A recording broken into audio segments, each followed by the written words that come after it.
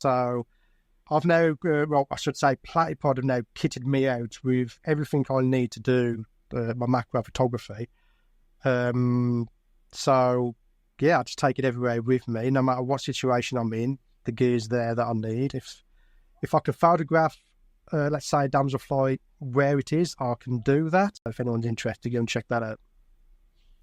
Yeah, I mean that was one of the things that that really fascinated me, and I know you actually create these background cards yourself. Yeah, which is interesting because I love going out and shooting textures in particular, which I use a lot of the time for portrait photography. Actually, if I just want to overlay a texture and create a slightly more textured background, for example. And that's where I learned to do it. In macro, it's about that big. It's just a little card, Just put it in the background. You can create super bright, colourful backgrounds, or you can use them to create different effects. So, for instance, if you've got a glass surface, you can put the card in the background. It'll colour the glass. Yeah, so if you wanted a green glass, you put a green card in the background.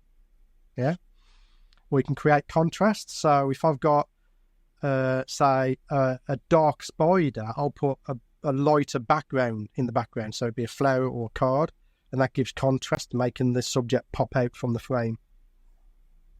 That's one of the things I really love about your photography, especially, like I said, the bugs and the spiders, is that there's so much color in there.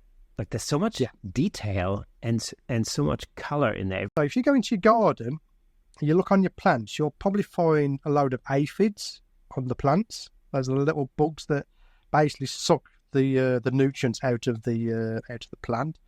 And typically, ants will farm aphids like we farm cows.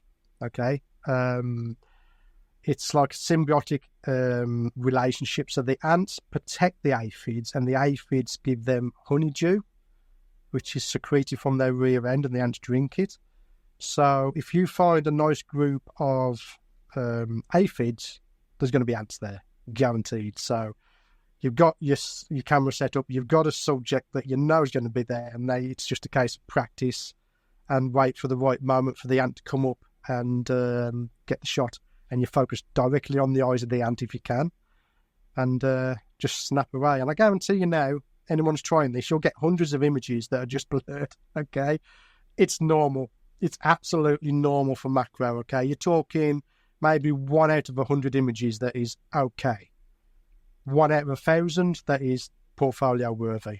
So if you go out there and you get a bunch of images that are just no good, it's normal. Thank you so much for tuning in.